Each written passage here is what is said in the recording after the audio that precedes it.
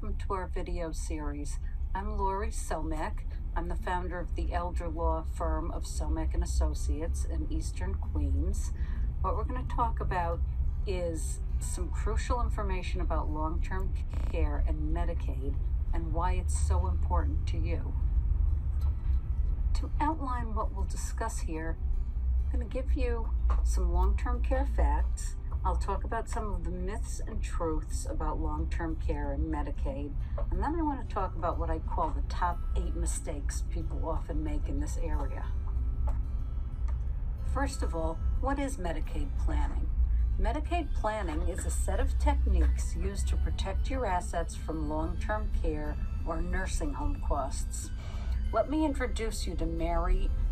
Mary and Frank have been married for 50 years. About 10 years ago, Frank began to develop Alzheimer's. Frank now requires 24-hour care and has been admitted to a nursing home. Mary visits every day. It's a 35-minute drive one way, but we're in New York, so it can take 3 times as long depending on traffic. At this stage in Mary's life, which was supposed to be the golden age, she has all of her regular responsibilities, and she's totally responsible for Frank. Plus, she has to figure out how to pay Frank's $18,000 a month nursing home bill.